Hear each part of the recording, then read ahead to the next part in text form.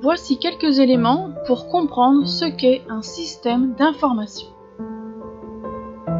Prenons comme repère le schéma de la communication. Un émetteur est celui qui décide qu'un fait doit être partagé. Il envoie un message à un récepteur qui est celui qui va recevoir le message qu'il trouve intéressant. Il va alors le partager à son tour et devient alors un émetteur d'une autre information.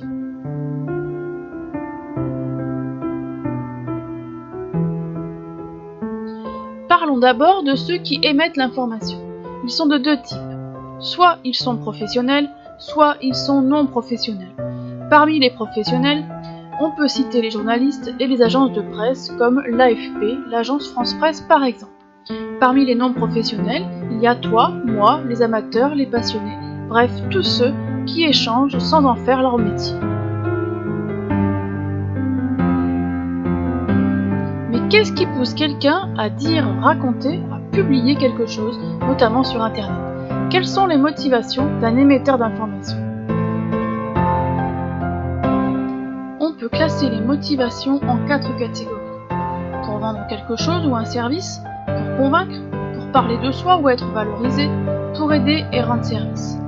Il est rare qu'un émetteur n'ait qu'une seule motivation. Par exemple, on peut vouloir convaincre pour vendre ou aider et rendre service pour faire parler de soi et être valorisé.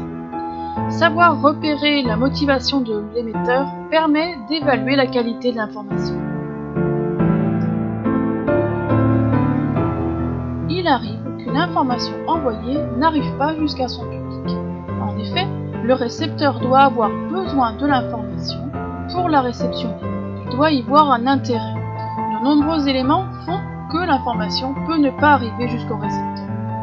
Par exemple, son métier, son âge, son lieu de vie, ses centres d'intérêt, mais aussi son niveau de connaissance du sujet ou le média qui diffuse l'information.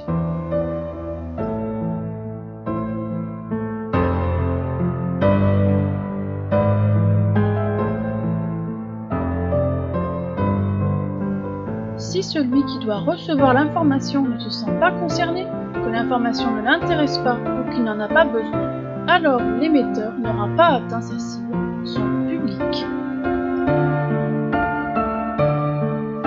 Toutes ces informations qui circulent sont organisées, notamment par ceux qui les partagent ou les diffusent, pour qu'elles atteignent leur public. Cette organisation s'appelle un système d'information. Le système d'information permet de classer, de regrouper l'information, de la stocker, puis de la traiter et de la diffuser. Cette organisation peut être effectuée manuellement ou par des machines. Prenons des exemples. La vie scolaire tout d'abord. Si un assistant d'éducation veut annoncer un événement, il utilisera des moyens différents suivant les publics qu'il vise. Il pourra appeler un élève, mettre des affiches pour les enseignants ou envoyer un SMS aux parents. Le CDI ensuite, le professeur documentaliste est le professionnel intermédiaire, médiateur entre les informations qu'il reçoit et les usagers du CDI. Il fait manuellement un tri, une sélection et une diffusion ciblée en fonction de chacun de ses publics. Au CDI, cette organisation de l'information est mise en valeur au travers du site internet du CDI par exemple, mais également au travers des différents espaces. Dans tous les cas, l'information est organisée en fonction d'un public précis. Enfin, les moteurs de recherche sont des robots qui assurent une gestion automatisée des informations.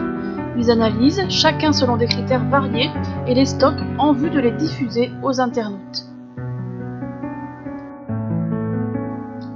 En conclusion, le système d'information est la façon dont sont organisées les informations pour atteindre un public. Il est constitué de 3 pôles, l'émetteur d'information, le médiateur et le récepteur de l'information.